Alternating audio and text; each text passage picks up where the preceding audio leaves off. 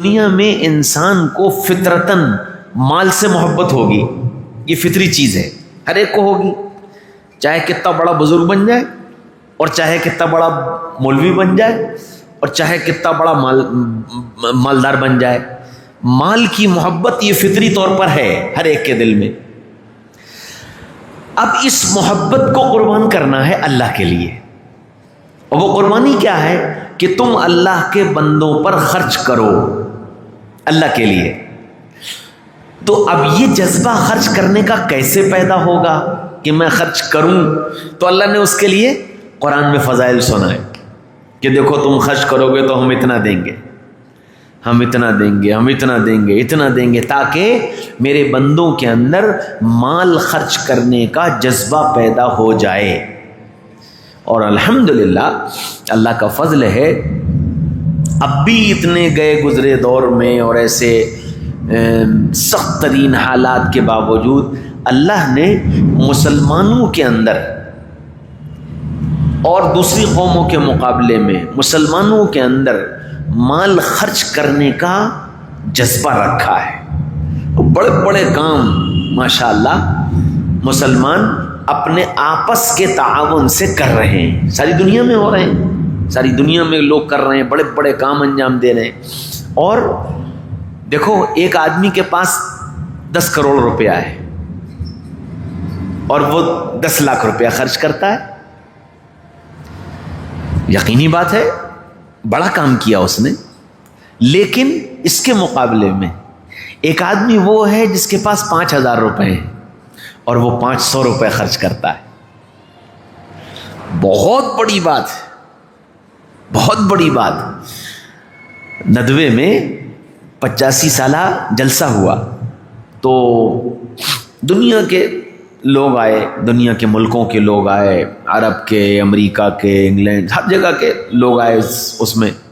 تو اس میں مولانا علی میاں صاحب رحمۃ اللہ علیہ کی تقریر ہوئی، تو اچھا ہندوستان کے بھی ہر جگہ کے لوگ موجود تھے۔ تو حضرت مولانا علی میاں صاحب رحمۃ اللہ علیہ نے فرمایا، آپ لوگ یہ سمجھتے ہیں کہ دارالعلوم ندوۃ العلماء امریکہ کے ڈالروں اور سعودیہ کے ریالوں سے چل رہا ہے؟ ایسا ہرگز نہیں۔ ہمارے دارالعلوم ندوۃ العلماء کو آج بھی آپ کے 4 آنے اور 8 آنے کی ضرورت ہے۔ اور دیکھو اللہ نے 4 آنے اور 8 آنے میں وہ اخلاص رکھا ہے جو بڑی رقم میں نہیں آ پاتا ہے نا۔ اب جیسے آپ نے دیکھا ہوگا کہ مسجد میں جمعے کے دن جب چندہ ہوتا ہے تو آدمی جیب میں ہاتھ ڈالتا ہے اور 10 کا نوٹ نکال کر کے مٹھی بند کر کے ڈال دیتا ہے، نہ وہ کسی سے تذکرہ کرتا ہے اور نہ کوئی اس کا نام لیتا ہے، نہ اس کو کوئی پوچھتا ہے، نہ کوئی اس کو بتاتا ہے کہ جی فلاں صاحب نے 10 روپے دیے۔ اچھا اس میں ایک آدمی آئے کہ جی مسجد میں کولر میں دے دوں گا، اوہو ماشاء اللہ بھائی صوفی صاحب نے کولر دینے کے لیے کہا ہے، بڑے سخی آدمی ہیں، تو فوراً تذکرہ آئے گا اور اس تذکرے کے نتیجے میں صوفی صاحب کا سینہ 56 انچ کا ہو جائے گا۔ ماشاء اللہ میری سخاوت کا ڈنکا بج گیا۔ تو اصل مسئلہ یہ ہے کہ ہم جو اللہ نے جو ہماری سطح بنائی ہے، ہم جس سطح کے، ہم 10 روپے کی سطح کے، ہم 10 روپے خرچ کرنے والے بن جائیں، ہم 50 روپے کی سطح کے، ہم 50 روپے خرچ کرنے والے بن جائیں، ہم 100 روپے کی سطح کے، ہم 100 روپے خرچ کرنے والے بن جائیں، ہم اللہ کے نام پر اللہ کو راضی کرنے کے لیے خرچ کرنے، یہ اس پر اللہ قرآن میں وعدہ کر رہا ہے کہ 700 گنا، 700 گنا، اور پھر یہاں پہ بس نہیں کر دیا کہ 700 گنا ختم، آگے فرمایا واللہ یضاعف لمن یشاء، اللہ جتنا چاہے گا بڑھا دے گا، یعنی اب جو سرپلس ہوگا وہ 700 کے اوپر ہوگا۔ یہ ترغیب ہے کہ ہم اللہ کے نام پر خرچ کرنے والے بن جائیں۔ پھر کیا خرچ کریں؟ اس کو اللہ نے دوسری جگہ فرمایا وَمِمَّا رَزَقْنَاهُمْ يُنْفِقُونَ، ہم نے جو تم کو دیا ہے، یہاں خالی مال بھی نہیں ہے، یہاں پر مال کی بھی شرط نہیں ہے، جو تم کو ملا ہے اسے خرچ کر دو.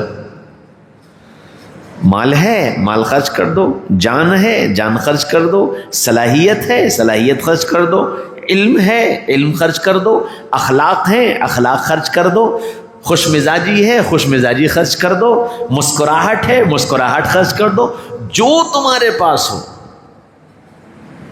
اب ظاہر بات ہے اب اس میں کوئی غریب بھی نہیں بچے گا, فقیر سے فقیر آدمی بھی نہیں بچے گا, جو ہفتے بھر کے فاقے سے بھی زندگی گزار رہا وہ بھی نہیں بچے گا. مسکراہٹ خرچ کرنے میں کیا جا رہا ہے, اچھے اخلاق سے پیش آنے میں کیا جا رہا ہے, میٹھے بول بول دینے میں کیا جا رہا ہے. ہاں جو اللہ نے تم کو دیا ہے اس کو خرچ کرو اللہ کی رضا کی نیت سے. اللہ تعالیٰ نے دین کی سمجھ دی ہے, اللہ کے بندوں کو اللہ کی بات بتا دو. اس میں تمہارا کیا جا رہا ہے, کیا خرچ ہو رہا ہے تمہارا. لیکن قرآن کا حکم ہے وَمِمَّا رَزَقْنَاهُمْ, جو دیا. اور جس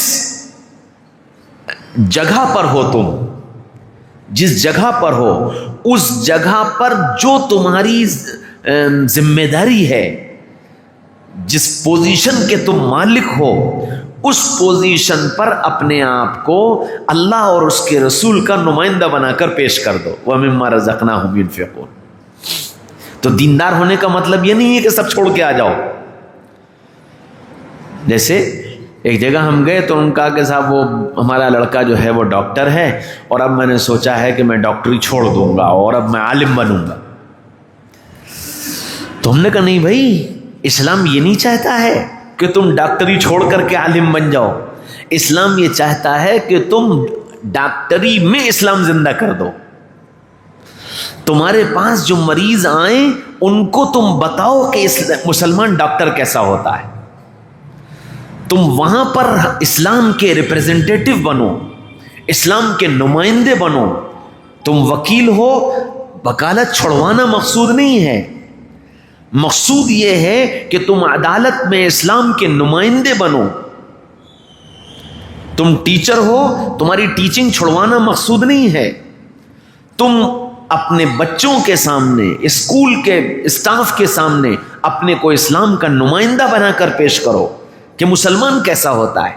محمد رسول اللہ صلی اللہ علیہ وسلم کیا اسلام سکھا کر گئے, کون سی تعلیمات دے کر کے گئے. یعنی ہم جہاں ہیں, ایک آدمی بزنس مین ہے, بڑا بزنس کرتا ہے, امپورٹ ایکسپورٹ کرتا ہے, تو اب اسلام یہ نہیں کہتا ہے کہ تم اپنا بزنس سمیٹ دو. نہیں, تم جہاں ہو, تم جس ملک میں ہو, جس علاقے میں ہو, تم جہاں بزنس کر رہے ہو وہاں دنیا کو یہ بتاؤ کہ اسلام کا نمائندہ اور ایک اسلامی بزنس مین کیسا ہوتا ہے, ایک مسلمان بزنس مین کیسا ہوتا ہے, اس کی نظیر اپنے آپ کو بنا کر پیش کرو. اسلام یہ چاہتا ہے, اللہ یہ چاہتا ہے, نبی یہ چاہتے ہیں کہ تم جہاں ہو وہاں اپنے آپ کو اس لائن میں اسلام کا نمائندہ بنا کر پیش کر دو. یہ مطالبہ ہے. تو ہم نے جو تم کو دیا ہے اس کو خرچ کرو.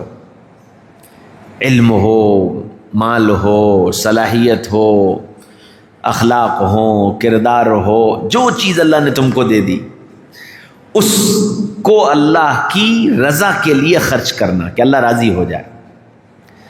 تو اپنے اعمال کو اچھا بنانا, ایمان اور ایمان کے ساتھ اپنے اعمال کو اچھا بنانا. وَعَمِلُوا الصَّالِحَاتِ,